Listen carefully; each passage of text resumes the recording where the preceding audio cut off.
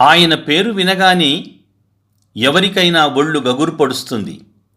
పాత తరానికి ఒక పరవశం, కొత్త తరానికి ఒక భావావేశం. దేశమాత బానిస సంకెళ్లను తెంచాలని అహరహం పరితపించి విరామమెరుగక పరిశ్రమించిన మహాతపస్వి. అనుబంధాలు, మమతానురాగాలు ఈ దేశం కోసం, ఈ దేశ ప్రజల అస్తిత్వం కోసం వదిలేసుకున్న గొప్ప త్యాగశీలి. వంకలేని వ్యక్తిత్వంతో, అతిశయించిన ధైర్యంతో, సాటిలేని సాహసంతో, అలుపెరుగని పోరాటంతో కోట్లాది ప్రజావళికి నిత్య స్ఫూర్తినిచ్చిన కర్మయోగి. చిత్తశుద్ధితో, లక్ష్యశుద్ధితో లక్షలాది మందిని పోరాట బాట పట్టించి సాయుధ స్వాతంత్ర సంగ్రామం నడిపిన పోరాట యోధుడు. రవి అస్తమించడని మిడిసిపడిన ఆంగ్ల సామ్రాజ్యాన్ని మెడలు వంచి కొమ్ములు విరిచి దేశం నుంచి తరిమి కొట్టిన శూరాగ్రేసరుడు.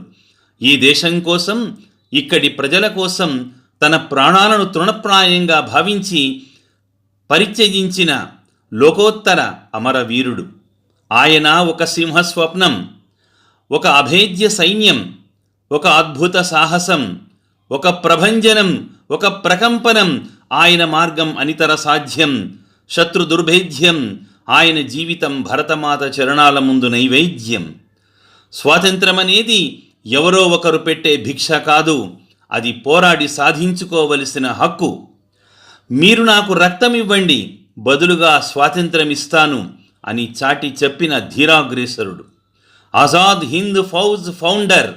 ఆయన జీవితం యావత్తో వండర్. ఆయన all time great national leader.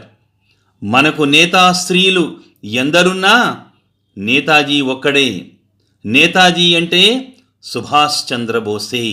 ఆ మహనీయుని శత జయంతి సందర్భంగా నివాళులర్పిస్తూ సాహిత్య కళా విభూషణ, నంది పురస్కార గ్రహీత చౌడూరి నరసింహారావు.